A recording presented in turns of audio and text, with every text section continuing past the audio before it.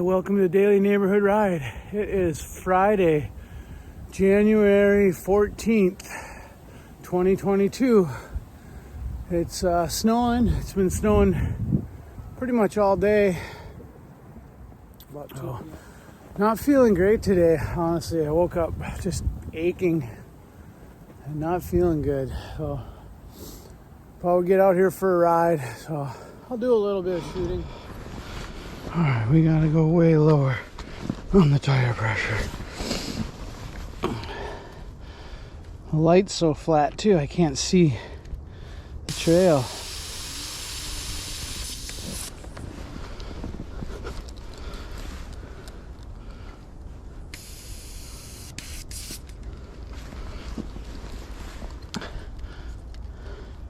So if you've ever tried to ride through a bunch of fresh snow, you know you gotta go really low, 3 or 4 psi. Otherwise you're not going anywhere. You're not riding through this stuff running 8 psi or higher or something. It's just not gonna happen.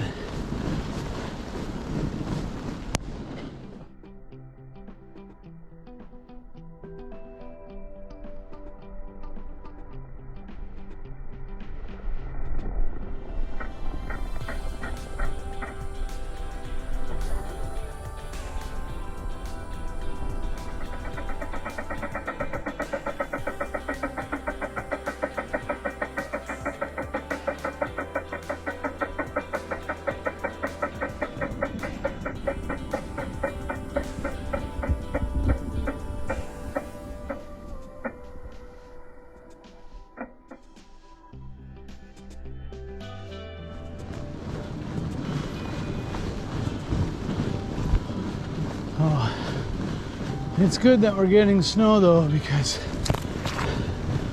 the trail, it was up high 30s, close to 40 the last couple days, and the trail was definitely getting a little bit icy. Don't know if I'll make it up this. Oh, we're spinning a little, but we made it.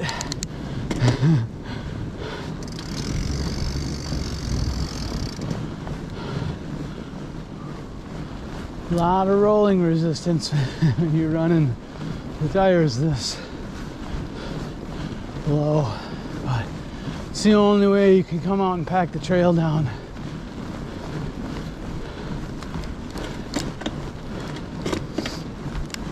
If we can make it up this little hill.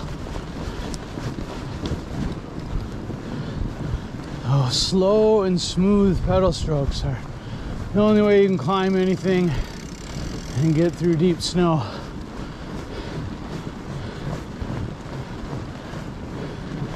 You pedal too hard, you spin. You stand up, you spin. You just gotta go granny gear. Just even strokes. It's definitely a different kind of riding, but it's a good workout and it's challenging. So there's that teepee you saw yesterday's video. That's crazy in there. It's not even winter inside there.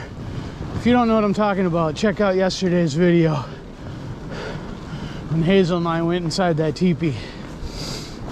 It's crazy. So yeah, this whole ride, like this corner, just, oh, I couldn't stay on. I was just saying, you just gotta be super slow and smooth, or you just slide out and spin out.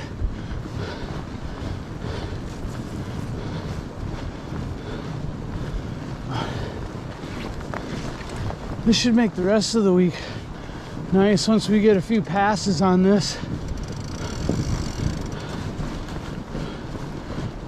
Pack it in.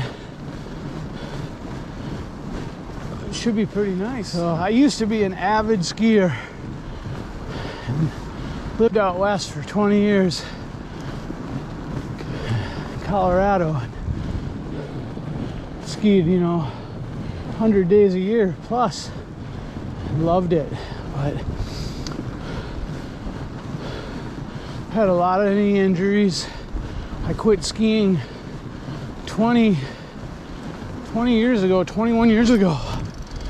2001, I think, was the last time I skied, unfortunately. At Berthoud Pass, blew out my knee again. And well, then I got into backcountry snowmobiling, which was super fun, but really expensive. Too expensive for me. But I did that for about 10 years. Super fun though. And that really took the place of skiing, which was nice to have something to do. And then I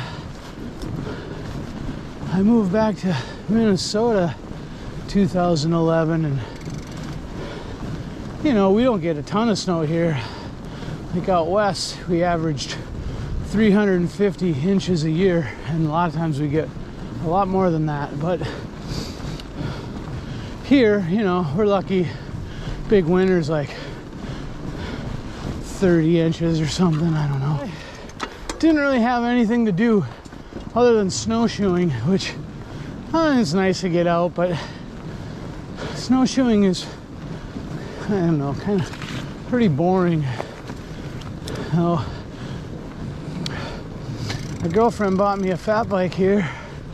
It's Rocky Mountain Blizzard in 2015, and I literally cried once I started riding, and I was like, I have winter back. I have something to go do outside in the snow.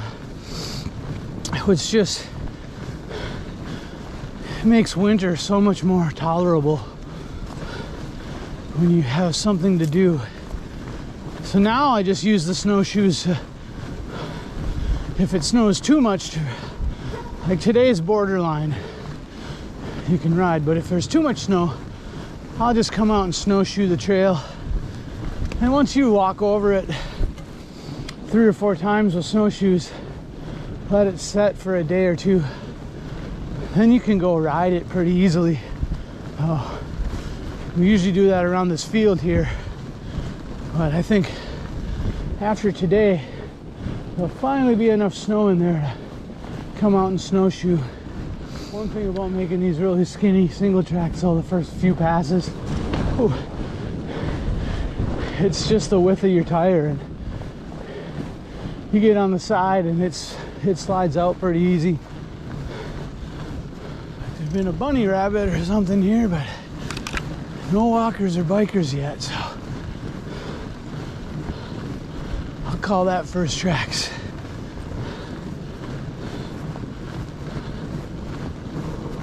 The other thing I like about winter biking is there's a certain peacefulness about it. It's kind of slow and quiet. Things are calm. It's kind of nice.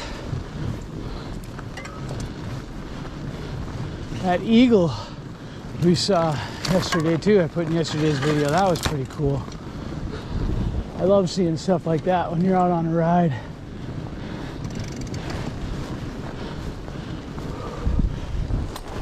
Oh, yeah. The type of snow that you get plays a pretty big factor as well. This stuff is pretty light and sugary.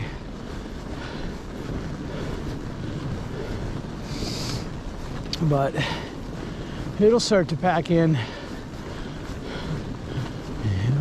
One pass here, it's already better, but once you ride over this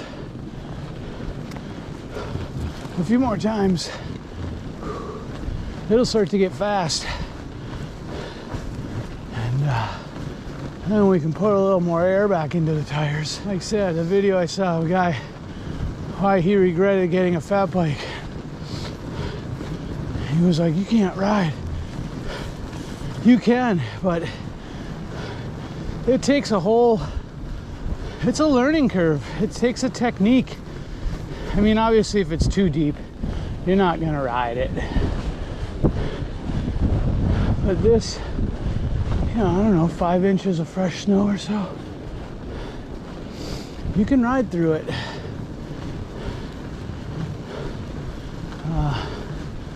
But it's a learning curve. It's just like learning to snowmobile in really deep snow. You know, a lot of guys would come out west to the mountains from the Midwest, you know, and oh, we ride 100 miles a day, 130 miles a day, trails. You know, how far are we gonna go today? And I'd tell them, well, if we have a really big day, maybe we'll get 50, 60 miles in. They're like, what? We ride 100 miles at home in a day. And I'm like, well, we're gonna go ride powder all day. And if you think you can ride 100 miles a day in powder, good luck to you. You are gonna be worn out. Especially back in the early 2000s. The machines weren't quite what they are today.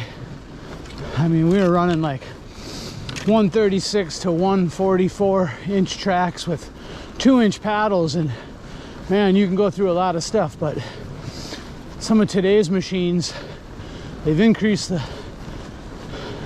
horsepower. They're running 174, 176 inch track with 3-inch paddle, and they have reverse. You can go through a lot of stuff.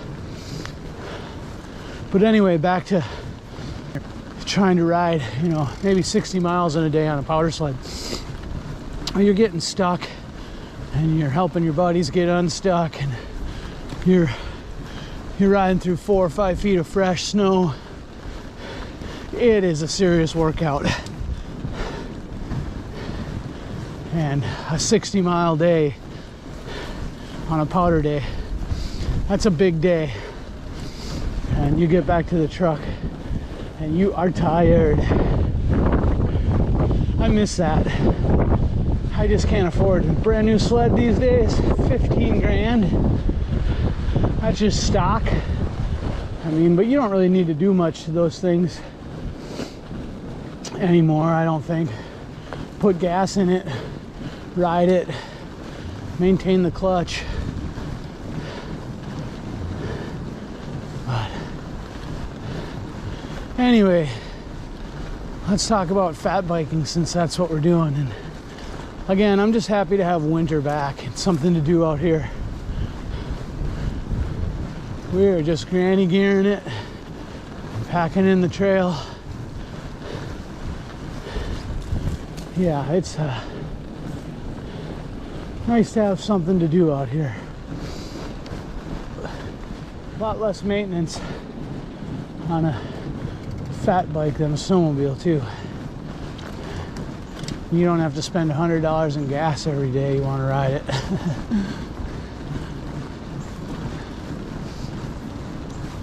We'll check you again tomorrow. Ride on.